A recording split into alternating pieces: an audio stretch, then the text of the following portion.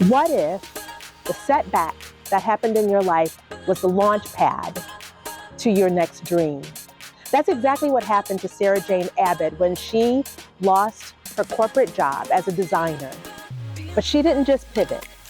She actually created her empire.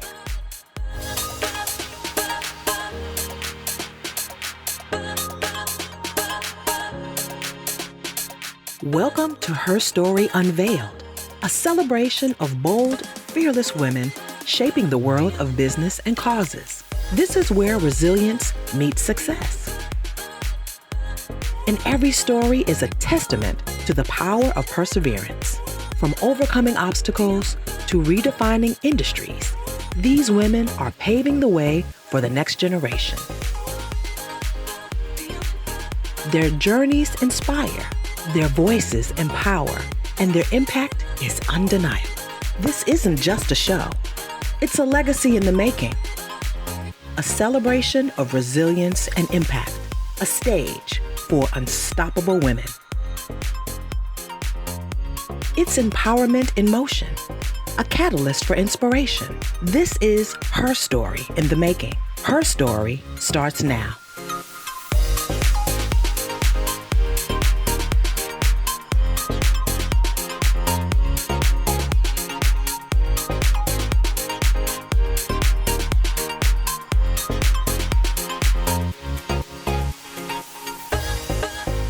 So today we are going to be speaking with the amazing Sara Jane Abbott, who I had an absolute great time with, spending a lot of time in New York with. But we're going to talk about her journey today. So I hope that you are ready, because it is definitely going to be a fun time with her.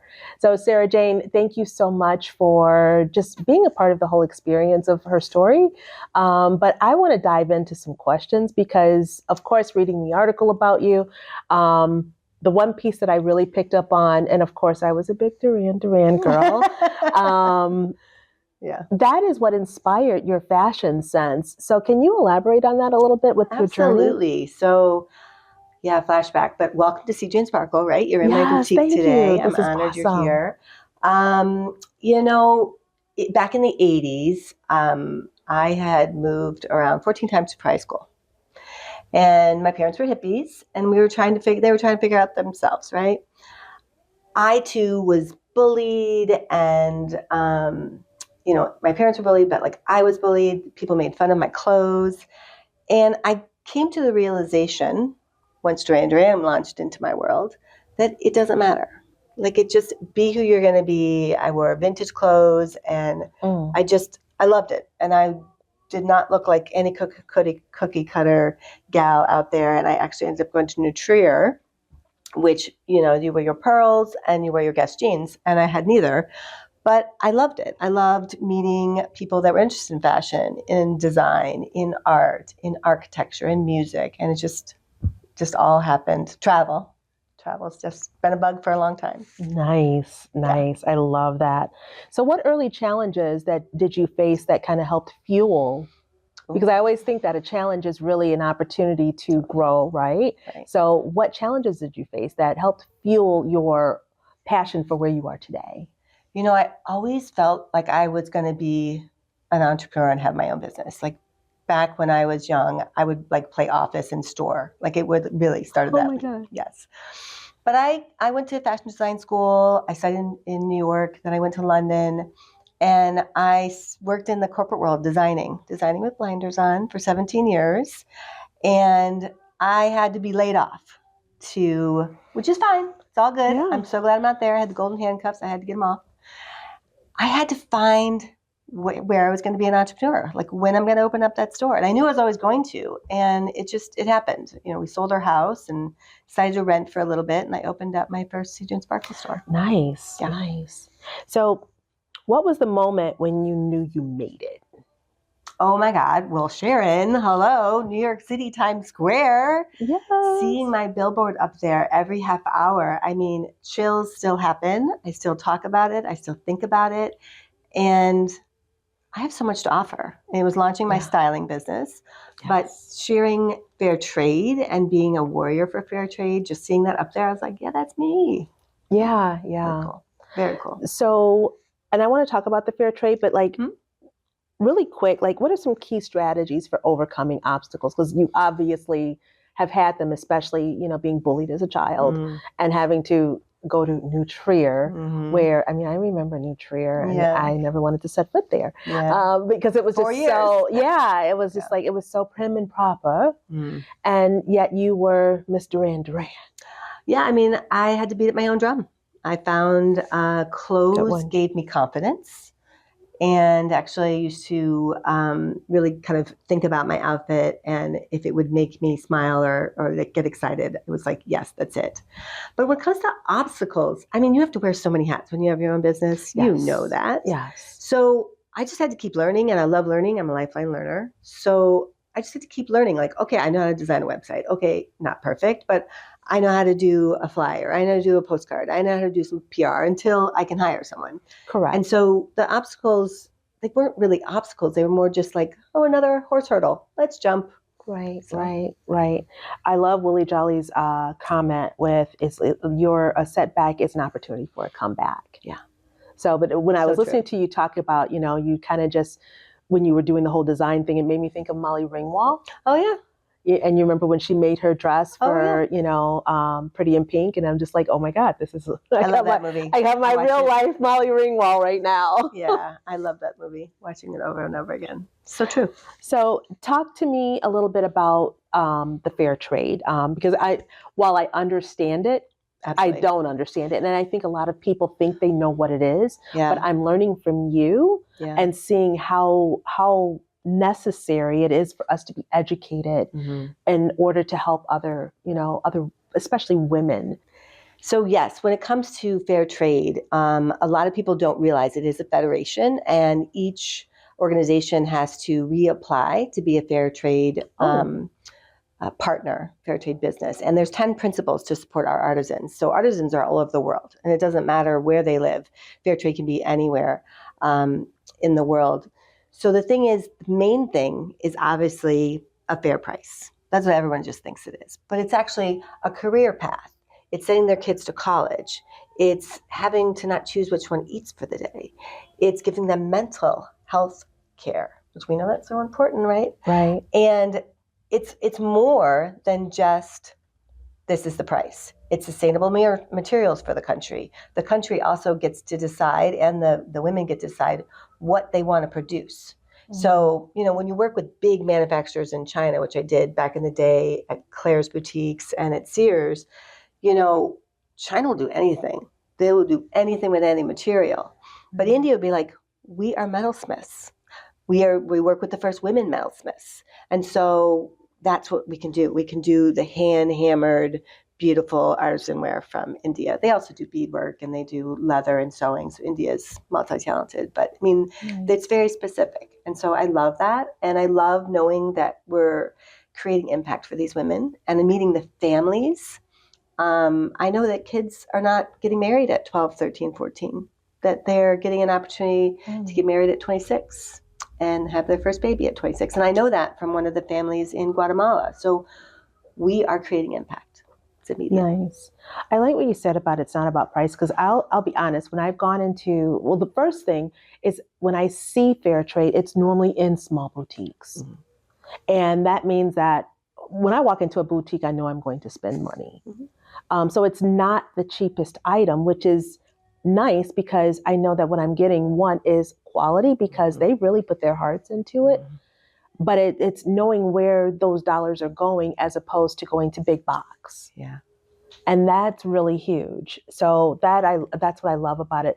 Can you talk to me more about, because everything that you do is about C. Jane Sparkle. So you were one of our sponsors with helping with, from design, like helping us get dressed, all that fun stuff. I love it. And you were also a sponsor through Scout and Cellar with helping, you gifted all of the women that were part of HERstory coffee, which I had my first cup this morning, by the way. Did you love it? It was very good. I had to give it to my son because I have a Nespresso. And there's no Nespresso thing for it yet. But I had it this morning at his house. And it was really good. And one of the things I even read on the back of that was there's no, and I couldn't even pronounce it. It was MY something or another, but no. Mycotoxins. Microtoxins. Mycotoxins is Yeah. MYCOTOCINS. Yeah. Yes, none of those. Mhm. No not preservatives. Pesticides. Yeah. And the one thing that it said, which really made me think about coffee, was the acidic, low Yeah. acidic. And I'm like, oh my god. It's not supposed to give you a stomach ache. It's not Yeah, supposed to yeah. when it's good coffee. And I'm buzzing. Yeah. But it's like I don't feel that whole sensation. So talk to me about the choice behind you picking these different Yes. companies to work with, because it all has to be in alignment with what you do. It totally does. I mean, I'm not going to stand for anything that I wouldn't do myself and be proud of and shout on the top of the building. So Scout and Cellar, I partnered with over 7 years ago. Oh, wow. I had a stomach ache, headache with drinking a glass of wine. So we work with independent growers, and they make wine the right way. We also double test to make sure no sugar, no pesticides. And the coffee came in too. Coffee's the number one crop that's sprayed. It is sprayed. And so we're drinking chemicals every day, and we're drinking mold every day. That's not good for us. Oh. Exactly. So Scout and Cellar, let's figure out how we can get a little refillable Nespresso. I can get one of those for you. Okay. But the whole idea is thinking about what's better for our planet, Yes. what's better for our body. And these are women-owned businesses, which Sara Jane started Scout and Cellar 8 years ago, I guess now, and really making a difference. You know, I really get behind somebody who's a change maker. And Cabby is another brand where I styled in New York, and I love doing that. We got some Cabby on today. And Carol Anderson wanted to do something different. You know, she wanted high quality. She wanted to be able to share that with women in community by having gatherings. Right. And we also have a foundation. So our foundation gives back to global entrepreneurs, to children's education, and so much more. I remember when Cabby first started, it was all like interchangeable. You could fold it up, pack it, it wouldn't wrinkle. We're still and I'm like, oh my God. Well, this one I would see it would wrinkle a little bit. Well, yeah, this would definitely, but not this one. But not this one. And that's what I loved about their clothes. So it's really and a lot awesome. of it's machine cool. washable too. It's really cool. Yeah. Women owned. We think about things. So with all this being said, like what's one major takeaway or lesson that shaped your journey? Oh, wow. You know, I think it's going to have to be having a woman boss when I was working at Claire's, Ann Eager. And she just was like, you can do anything. You know, when you're told that, I mean, my parents were that way too. But when someone who doesn't grow up with you tells you that. I was going to say that's a little different. It's a little different. And she was an incredible boss, and she was an incredible mentor. And I was going to do whatever I needed to do. And I discovered the fair trade journey after, like, I wanted to continue to design, so I could still kind of design with the ladies and collaborate. But it's the impact. I want to pay it forward. I want to do more. We got to leave a legacy behind. Right. Nice. Okay. Well, one of the things I've always loved to do, and different things that I've done, is do quick fire questions. Okay. So I have about 5 of them, and it's like answer them as quickly as you can. I'm ready. So the biggest myth about women in business, what is it? That we can't have a family and have a business successful. Isn't that the truth? I've got 2 boys and a grandbaby. Do it all. Yes. Okay, next question. One mindset shift that changed everything. I think the mindset is to think about abundance for all. Yes. Best piece of business advice you've received? Just do it. Don't make it perfect. Good is better than perfect. Yeah. Yes. It's done. It's done. It's done. What is it? Done is better than not at all. I think it was. So, okay, a must-have tool or habit that keeps you on track. I am definitely someone who needs some sort of organization skills. Like I need to either see a paper calendar with the whole month. I need to see appointments for the day. Like I really am very visual. I have to see it. Okay. And if you could give advice to your younger self, what would that be? Start earlier. I was 17 years in the corporate world, And I was making memories and experiences, traveling the world, making a lot of money. But gosh, I wish I would have started earlier. But it's all right. I'm here now, at least 10 years, make an impact, educate, share my mission. Yeah, It really well, is those incredible. 17 years is what molded you into the amazing woman that you are. So you needed those to be sitting here. 14 years. Okay. I'll take that. I'll take that. Okay, so my last question for you is like, what impact do you hope to leave for like future women entrepreneurs? You know, I think at this point, we also need to figure out how to create more CJ and Sparkles, right? So it doesn't have to be like CJ Sparkle in every town, but people need to find a way to share what they're passionate about, a product or a service. I love that. And just do it. That's the businesses we need. Nice. So tell us, how can we reach you if we wanted to connect with you? Well, please come visit Skokie, downtown Skokie. We're at 5115 Brown Street. We are also currently working on e-commerce site, so you can buy a few things when it's negative 14 degrees in Chicago. Right. But there's events, there's networking, there's so many things. So just reach out on my social media and let's connect. Which is? CJ and Sparkle. I have a Facebook CJ and Sparkle. I have Instagram CJ and Sparkle, and Sara Jane Abbott. If you want to connect with me on LinkedIn, business to business for sure. Awesome. Well, thank you so much. This has been amazing. I love your shop. It is so cute. Yes. Love the sign, especially the neon sign, the butterfly outside. Just love it all. I wanted it to be welcoming. I wanted it to be more of a lounge feel. Yeah. I also wanted to be a place where I can talk and educate and say it's about abundance for all, and we really want to empower one sparkle at a time. Yeah, and it's about support, which I did wear. I love that. My bracelet, my birthday gift was support. Mm-hmm. So thank you so much again, and I wish nothing but blessings on this space and on your life, because this is what, we're supposed to do as women, is to support and, keep everyone prayed up. So thank you so much for this. So thank you for watching. I hope you enjoyed this, and be on the lookout for our next guest. I can't wait for you to meet them. I guarantee you will be delighted. So thank you for enjoying the day with us, and I hope to see you soon. Bye. Today's episode of HERstory Unveiled is brought to you by Smart Women Partner and Grow Rich. Imagine your next big client coming from a warm introduction, not a cold lead.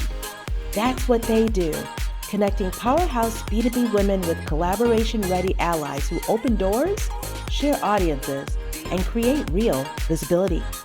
It's not random networking. It's strategic partner matching, publicity, and co-marketing that gets you seen where your clients are. Smart Women Partner and Grow Rich, where collaboration meets unstoppable growth.